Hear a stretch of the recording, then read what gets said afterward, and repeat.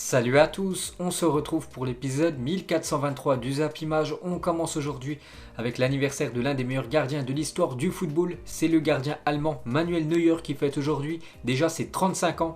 On peut voir son palmarès impressionnant, il a quasiment tout remporté dans sa carrière, que ce soit bien sûr la Coupe du Monde 2014, l'Euro Espoir avec la Mannschaft, 2 Coupes du Monde des clubs, 2 Ligues des Champions, 2 Super Coupes de l'UEFA. 8 fois la Bundesliga, 6 fois la Coupe d'Allemagne et 4 fois la Super Coupe d'Allemagne. Un bon anniversaire à Manuel Neuer. Ensuite, on prend la direction du continent africain car hier, il y avait des matchs pour se qualifier pour la future Coupe d'Afrique des Nations 2022. On commence avec le match hier soir à 20 h. Le Maroc du côté de la Mauritanie, score final 0-0 malgré ce match nul. Le Maroc est qualifié pour la Coupe d'Afrique des Nations parce qu'on peut voir le groupe du Maroc, bien sûr le Maroc avec 11 points. À 5 journées, il ne reste plus qu'une journée, donc bien sûr ils sont sûrs de terminer en première position et de jouer la Coupe d'Afrique des Nations l'année prochaine du côté du Cameroun. On peut voir aussi la belle victoire de la Côte d'Ivoire 3-0 du côté du Niger. Un but de Aurier, Gradel et Canon. A noter que Serge Aurier, je vous ai dit buteur les gars, il a été très bon. Le défenseur droit de Tottenham parce qu'il a marqué un but et fait 2 passes D dans ce match hier. Et toujours avec la Côte d'Ivoire, donc du coup avec leur victoire hier, mais sont qualifiés officiellement pour la future Coupe d'Afrique des Nations 2022. Il y avait aussi le Congo contre le Sénégal, donc score final 0-0 entre ces deux équipes. Donc pour se qualifier à la CAN 2022, le Congo aura l'interdiction de perdre lundi face à la Guinée-Bissau. Un match nul suffira aux Congolais pour valider leur billet pour le Cameroun. Donc côté sénégalais, eux ils sont déjà qualifiés bien sûr pour cette future CAN. Et à noter que Abdou Diallo, le défenseur du Paris Saint-Germain, donc vous vous souvenez, il avait le choix entre l'équipe de France et la sélection sénégalaise, donc il a préféré jouer avec le Sénégal. Donc hier il a fêté tout simplement sa première sélection avec le Sénégal. Ensuite, on va parler du Cameroun qui s'est incliné hier 3-1 contre le Cap-Vert. Donc déjà qualifiés, les Lions indomptables permettent aux Cap-Verdiens de continuer à rêver de la qualification. Donc ça va se jouer entre le Cap-Vert, le Rwanda et la Mozambique. Donc déjà le Cameroun déjà qualifié parce que c'est déjà le pays organisateur. Puis ils vont certainement terminer en tête malgré la défaite hier.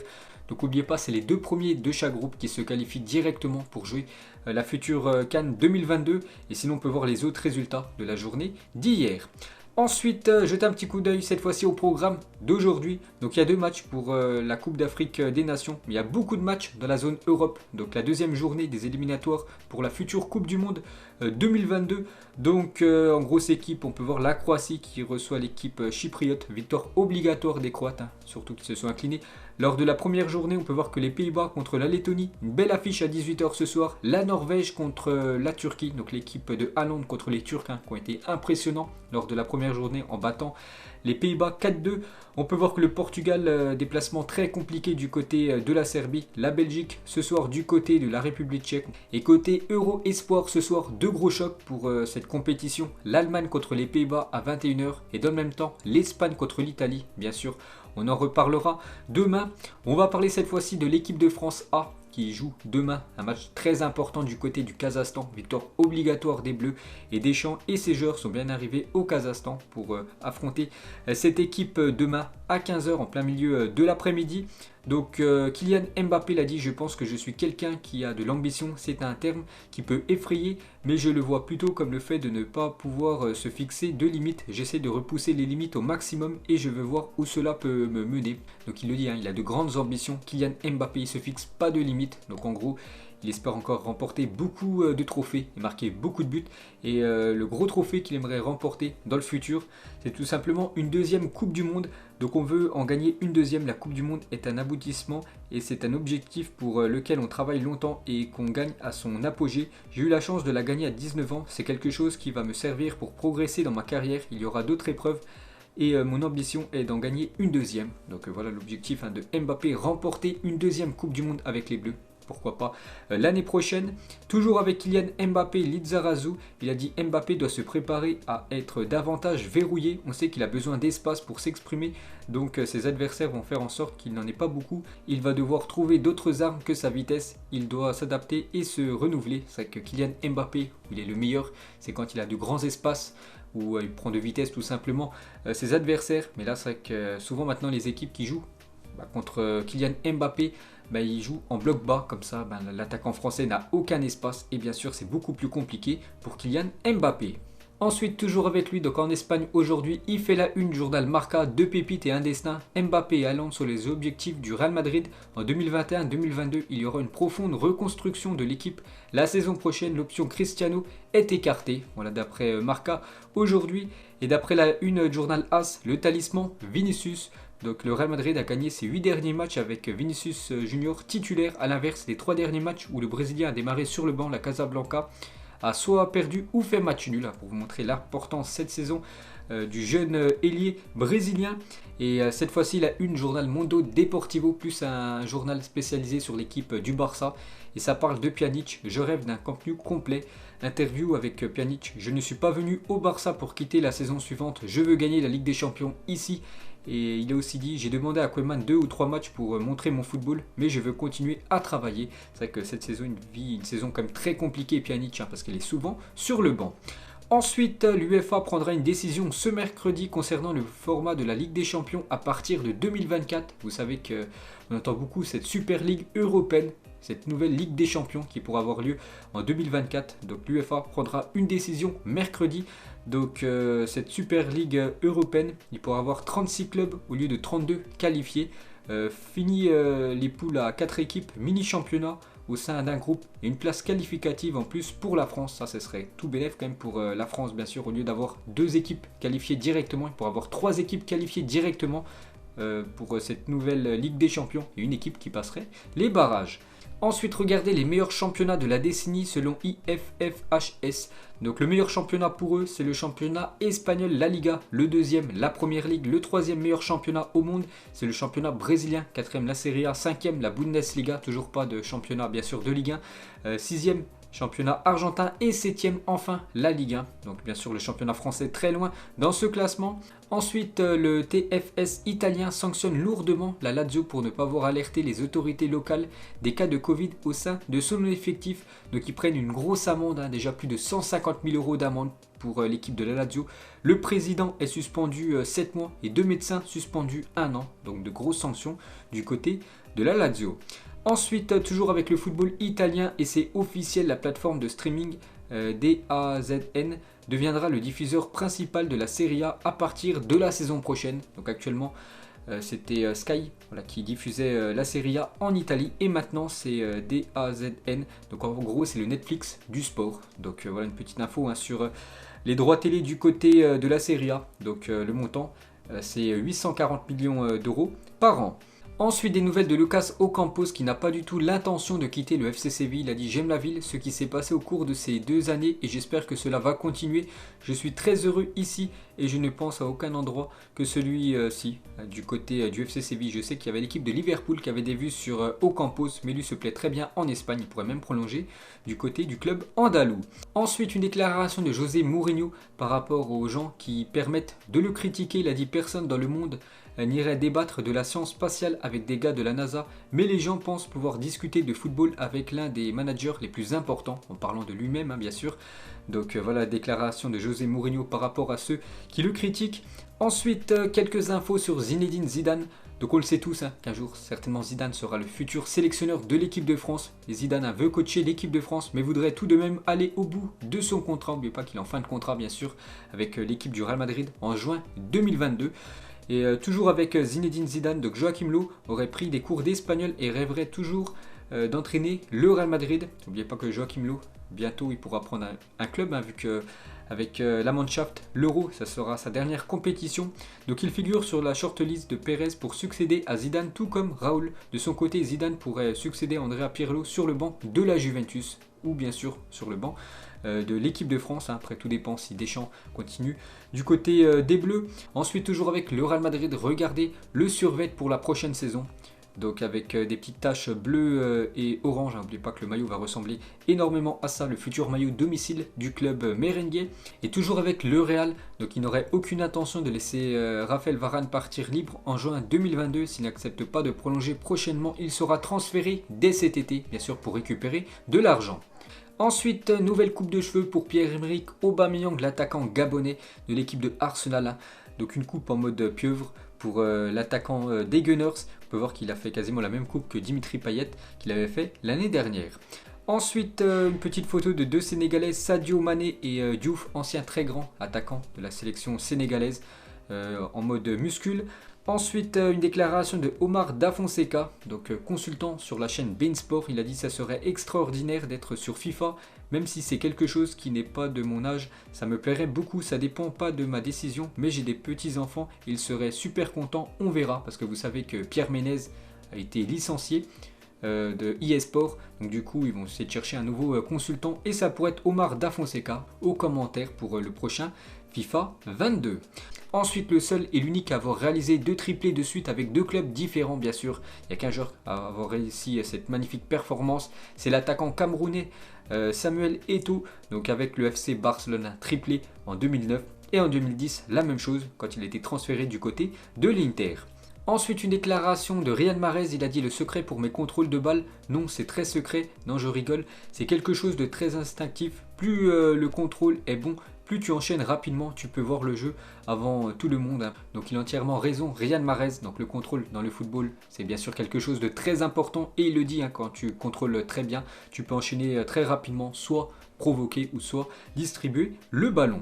Ensuite, Manchester United à l'époque, c'était du très lourd, un sacré époque quand même, bien sûr, avec du Tevez, Rooney ou même Cristiano Ronaldo, et aussi avec 2 autres légendes, hein, Van Nistelrooy et bien sûr le défenseur anglais Ferdinand.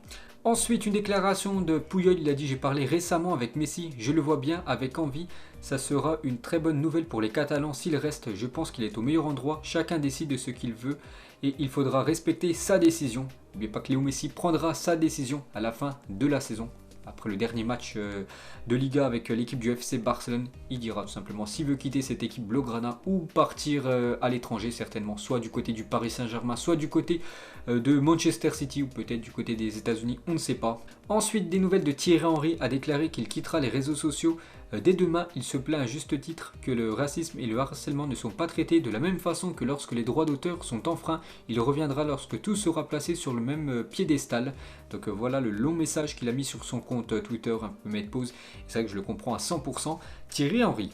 Ensuite, officielle saison terminée pour Zagadou, le défenseur français du Borussia Dortmund qui a été opéré du genou. Le jeune défenseur aura enchaîné les blessures cette saison et n'a pu disputer que 13 matchs avec l'équipe de Dortmund. Ensuite, Uli Hoeneß, donc le président du Bayern Munich, a déclaré avoir envisagé de recruter Zlatan Ibrahimovic au Bayern il y a plusieurs années. Seulement, il demandait un trop gros salaire du côté du Bayern, donc du coup le deal n'a pas pu se faire. Ensuite, souvenez-vous de la saison 2013-2014 de Yaya Touré du côté de Manchester City pour un milieu de terrain. Il avait eu des stats énormes, donc 35 matchs en première ligue pour 20 buts quand même inscrits pour un milieu de terrain et 9 passes décisives, un élément essentiel dans la quête du titre cette saison-là. Ensuite, donc avant-hier, Mason Mount a créé 8 occasions pour l'Angleterre contre Saint-Marin. C'est le premier joueur depuis Xavi en 2008 à créer autant d'occasions en qualification pour la Coupe du Monde alors que le jeune Anglais, qui a seulement 22 ans, n'a joué seulement qu'une seule mi-temps. Ensuite, des nouvelles de Ansu Fati qui vit actuellement une saison très compliquée, le jeune Blaugrana. Il est blessé depuis le début de la saison. Donc Fati et sa famille se sont rendus mercredi à Lyon où ils ont consulté le docteur Bertrand, un chirurgien orthopédiste qui a opéré Benzema et Fekir. Dans les prochains jours, Ansu se rendra à nouveau à Lyon pour décider s'il reviendra ou non subir une intervention. Et à partir d'aujourd'hui et pendant 15 jours, Ansu Fati essaiera de faire des exercices de charge maximale. Si cela ne va pas bien et que le genou est à nouveau enflammé, il repassera dans la salle d'opération. Donc ça pourrait être un gros coup dur pour lui. Bien sûr, il pourrait louper l'Euro avec la sélection espagnole. Ensuite, des nouvelles de Moussa Dembélé. Donc il y a quelques jours, j'avais dit qu'il avait fait un malaise du côté de l'entraînement de l'Atlético Madrid. Donc il a donné des nouvelles rassurantes sur Instagram 3 jours après avoir fait un malaise à l'entraînement. Il a mis de retour plus de peur que de mal. Merci pour vos messages chaleureux et votre attention. Donc bien sûr, hein, on s'était tous inquiétés sur l'état de santé de Moussa Dembélé. Ensuite officiel, alors qu'il était pressenti pour devenir le futur entraîneur du Borussia Mönchengladbach, Xabi Alonso prolonge avec la réserve de la Real Sociedad. Donc du coup, il prolonge d'une saison supplémentaire jusqu'en 2022 avec l'équipe B de cette équipe de la Real Sociedad. Ensuite, toujours avec un coach, donc cette fois-ci c'est Koeman, et l'occasion de rappeler qu'il est le défenseur ayant marqué le plus de buts Ronald Koeman, il comptabilise plus de 253 buts en carrière, dont un coup franc qui donna la première Ligue des Champions au FC Barcelone. Voilà, pour vous rappeler quand même que c'est un très grand défenseur, et surtout un défenseur buteur, Koeman, parce qu'il a quand même inscrit plus de 253 buts dans sa carrière, et c'est quand même énorme. Ensuite, on va parler de Cristiano Ronaldo, détient désormais le record de longévité en équipe nationale.